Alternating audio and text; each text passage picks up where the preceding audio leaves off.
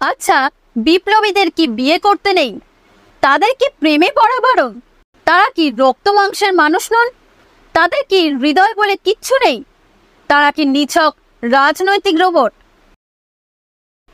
পরাধীন ভারতবর্ষের মানুষের মনে একটা স্বাভাবিক অথচ অদ্ভুত ধারণা ছিল যে প্রেম, সংসার, বিয়ে, সন্তান সন্ততি এসব আটপৌরে ব্যাপার, অগ্নিযুগের বিপ্লবীদের জন্য নয়।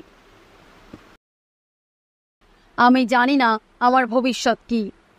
হয়তো সারা জীবন জেলখানায় কাটাবো, অথবা হয়তো আমাকে গুলি করা হবে কিংবা ফাঁসি দেওয়া হবে। তোমাকে হয়তো আর দেখতে পাবো না, হয়তো ফিরে গিয়ে আর চিঠিও লিখতে পারবো না, কিন্তু বিশ্বাস করো, তুমি সর্বদা বেঁচে থাকবে আমার হৃদয়ে, আমার চিন্তায়, আমার স্বপ্নে। কি ভাবছেন আমি হঠাৎ এই রকম কথা কেন বলছি? না, এই কথাগুলো আমার নয়। এটি গোপন প্রেমিকার উদ্দেশ্যে লেখা একজন বিপ্লবীর চিঠি। হ্যাঁ, সেই বিপ্লবী নেতাজি সুভাষচন্দ্র বসু। যদিও আমরা অনেকেই এখনো বিশ্বাস করি না যে তিনি কারোর প্রেমে পড়েছিলেন অথবা কাউকে গোপনে বিয়ে করেছিলেন। বিশ্বাস করি না তার কোনো স্ত্রী কন্যার অস্তিত্ব। উল্টো দিক থেকে আমরা কেউ কেউ এখনো বিশ্বাস করি এই 127 বছর বয়সেও তিনি হয়তো বেঁচে আছেন। সেই রহস্যময় প্লেন দুর্ঘটনা এখনো সমানভাবে বিতর্কিত। এখনো তিনি ভারতীয় চলচ্চিত্রে গুমনামি বাবা, শৈলমারী আশ্রমের সন্ন্যাসী হয়ে বেঁচে আছেন আমাদের কল্পনায়।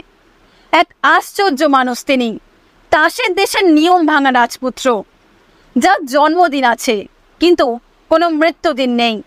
আজকের ভিডিওতে আমরা জানব সেই ঐতিহাসিক প্রেম কাহিনী। 1934 সালে নিজের ভগ্ন স্বাস্থ্য পুনরুদ্ধারের জন্য অস্ট্রিয়ার রাজধানী ভিয়েনায় গিয়েছিলেন নেতাজি সুভাষচন্দ্র বসু। অসহযোগ আন্দোলনের সময় কারাবাসের ফলে তিনি অসুস্থ হয়ে পড়েন। তারপরই চিকিৎসার জন্য তাকে ইউরোপে যেতে হয়, ইংরেজ সরকারের অনুমতি নিয়ে। ভিয়েনায় যাবার পর তিনি স্থির করলেন ইউরোপে ভারতীয় ছাত্রদের স্বাধীনতার লক্ষ্যে ঐক্যবদ্ধ করা প্রয়োজন।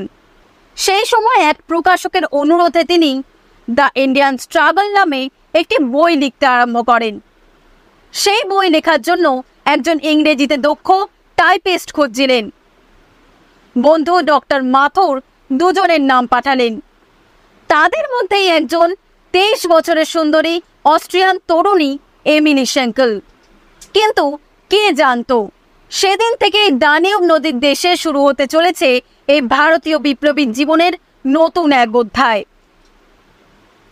সুভাষচন্দ্র তখন 37 বছরের তরুণ, এমিলির চাইতে 14 বছরের বড়। তার একমাত্র লক্ষ্য ভারতের স্বাধীনতা।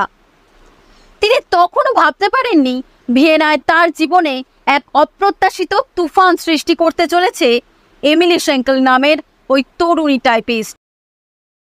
ঐতিহাসিক সুগত বসু তার his majesty's opponent Subhas Chandra Bose and Indian struggle against empire গ্রন্থে লিখেছেন, এমিলির সঙ্গে দেখা হওয়ার পরেই সুভাষের জীবনে আকস্মিক একটা পরিবর্তন এসেছিল। এর আগে শোনা যায় সুদর্শন ও মেধাবী তরুণ সুভাষের জীবনে বেশ কিছু প্রেম ও বিবাহ প্রস্তাব এসেছিল, কিন্তু সুভাষের তাতে বিন্দুমাত্র আগ্রহ ছিল না। অথচ অস্ট্রিয়ার এই রাজধানী শহরে এসে তার জীবনের হিসেব নিকেশ রাতারাতি বদলে গেল। এমিলির কথা তুলে সুগত বসু জানিয়েছেন, আগ্রহটা প্রথম এসেছিল সুভাষের দিক থেকেই, ক্রমশ তা রোমান্টিক হয়ে ওঠে। 26 জানুয়ারি সাল 1910 অস্ট্রিয়ার এক ক্যাথলিক পরিবারে জন্ম হয় কন্যা এমিলির। ক্যাথলিক বংশোদ্ভূত হওয়ার কারণে বাবা মা চেয়েছিলেন মেয়ে গির্জার সন্ন্যাসিনী হবে, কিন্তু সব হিসেব নিকেশ ওলটপালট হয়ে গেল এক ভারতীয় বিপ্লবীর অধীনে টাইপিস্টের কাজ করতে এসে। দেশনায়ক সুভাষচন্দ্র এবং এমিলি দুজনেই অনুভব করেছিলেন তাদের সম্পর্কটা 8-10টা মালিক কিরানির সম্পর্কের মতো হতে পারে না। সেখানে নানা বাধা বিঘ্ন আসবে, দেখা দেবে ঝড়ঝঞ্ঝা। কারণ দেশপ্রেমী যুবনেতা এবং বিদেশিনী দুজন দুজনের মনে প্রেম সুলভ জায়গা করে নিয়েছে নিজেদের অজান্তেই। দূরে থাকলেও দুজনের মধ্যে চিঠি আদান প্রদান ঠিকই চলত। বিভিন্ন চিঠিপত্রে এমিলি সুভাষকে সম্বোধন করতেন মিস্টার বোস বলে, আর সুভাষ লিখতেন মিস সেঙ্কল। উভয় নিজেদের সম্পর্ককে যথাসাধ্য গোপন রাখার চেষ্টা করতেন। সহস্র রাজনৈতিক তৎপরতার মধ্যেও সুভাষ এমিলির সম্পর্কের প্রতি যত্নশীল থাকতেন। 5ই মার্চ 1936 সালে লেখা একটি চিঠিতে দেখা যায় তিনি লিখেছেন, মাই ডার্লিং, কখনো কখনো হিমবাহ বলে যায়। আমার মনের এখন অনেকটা সেই রকম অবস্থা। আমি যে তোমায় কতটা ভালোবাসি সেটা জানাতে এই চিঠিটা লেখা থেকে নিজেকে সংবরণ করতে পারলাম না। মাই ডার্লিং, আমাদের নিজেদের মতো করে কি বলতে পারি যে তুমি আমার হৃদয়ের রানী? চমকে উঠলেন, কিন্তু এখানেই শেষ নয়। সুভাষচন্দ্র ওই চিঠিতে লিখেছেন, যদি এই জীবনে সম্ভব না হয় তাহলে পরের জন্মে তোমার সঙ্গেই থাকবো। আমি তোমার অন্তরে থাকা নারীত্বকে ভালোবাসি। তোমার আত্মার সঙ্গে আমার প্রেম। তুমি আমার জীবনে প্রথম প্রেম।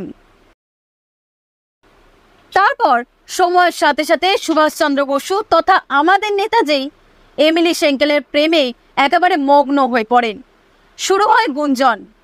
ধামাচাপা দেওয়ার চেষ্টাও কি হয়নি? নিশ্চয়ই হয়েছিল। তবুও ভালোবাসার সুর কিছুটা বয়ে গিয়েছিল বাতাসে। সুভাষের ঘনিষ্ঠ সহযোগী ACN নাম্বিয়ারের মতে এটা ছিল সুভাষের সাময়িক আদর্শগত বিচ্যুতি। এর কিছুদিন পর 1937 সালের মার্চ এপ্রিল মাসে সুভাষ এমিলিকে লিখেছেন, গত কিছুদিন যাবৎ তোমাকে চিঠি লেখার কথা ভাবছিলাম, কিন্তু আশা করি তুমি বুঝতে পারবে যে তোমাকে নিয়ে আমার মনের মধ্যে কি চলছে। সেটা লিখে বোঝানো কঠিন।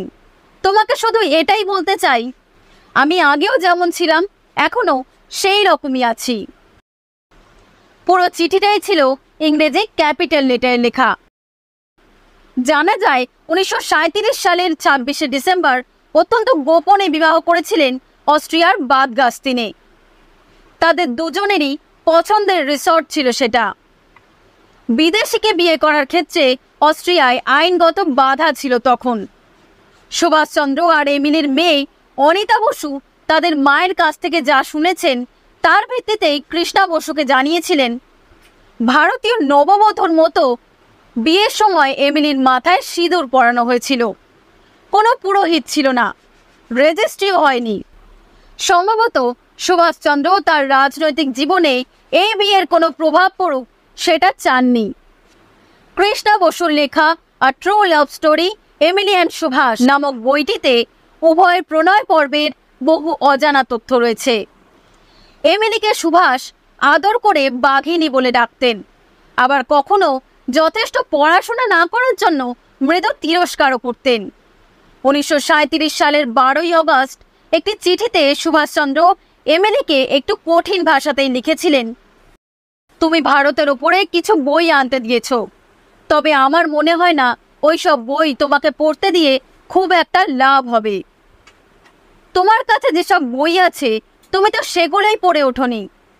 তুমি যতদিন না সিরিয়াস হবে ততদিন পড়ার ব্যাপারে তোমার মন লাগবে না। ভিয়েনাতে তোমার কাছে এখনই কত বই রয়েছে, আমার তো মনে হয় না সেগুলো তুমি উল্টে পাল্টেও দেখেছ কখনো। এই রাগ অভিমানের মধ্যে তারা একে অপরকে অসম্ভব ভালোবাসতেন। 1934 থেকে 1945 এই প্রায় 11 বছর সময়ের মধ্যে তারা বছর তিনেকেরও কম সময় একত্রে যাপন করতে পেরেছিলেন। 1942 সালের 29শে নভেম্বর জন্ম হয় তাদের একমাত্র মেয়ে অনিতা বসুর। সদ্যজাত কন্যাকে দেখার জন্য 1942 সালের ডিসেম্বর মাসে ভিয়েনায় পৌঁছন সুভাষ। বড় ভাই শরৎচন্দ্রকে বাংলায় লেখা একটি চিঠিতে সুভাষচন্দ্র তার স্ত্রী ও কন্যার সম্পর্কে সবকিছু বিস্তারিত জানান এবং তারপরই শুরু হয় তার রাজনৈতিক মিশন। 8ই ফেব্রুয়ারি 1943 সালে সুভাষচন্দ্র জার্মান সাবমেরিনে চড়ে জাপানের উদ্দেশ্যে রওনা হন। সেটাই ছিল নেতাজির সঙ্গে তার স্ত্রী ও কন্যার শেষ দেখা। আর কখনো তিনি ফিরে আসেননি। অবশ্য অগ্নিযোগে একজন মহান বিপ্লবীর দাম্পত্য জীবন এরকম অনিশ্চয়তায় ক্লিষ্ট হবে, এটাই তো স্বাভাবিক। শরৎচন্দ্র বসুকে লেখা একটি চিঠিতে এমিলি জানিয়েছিলেন, আপনার ভাই 1941 সালে আরও একবার ইউরোপে আসেন। জানতে চান আমি বার্লিনে গিয়ে তার সঙ্গে কাজ করতে পারবো কিনা। আমি রাজি হই এবং 1941 সালে এপ্রিল মাসে তার সঙ্গে যোগ দিই। তারপর আমরা 1942 সালে হেমন্তকাল পর্যন্ত কাজ করি। সুভাষ ও এমিলির পারস্পরিক সম্পর্কের ইতিহাস ঘুরতে গেলে আমাদের এই সমস্ত চিঠিপত্রের উপরেই নির্ভর করতে হয়। অবিশ্বাসীরা সংশয় প্রকাশ করতেই পারেন, কিন্তু তাতে সত্য বদলাবে না। 1996 সাল পর্যন্ত নিরুদ্দিষ্ট স্বামীর স্মৃতি নিয়ে বেঁচেছিলেন এমিলি। কখনো ভারতবর্ষে আসেননি।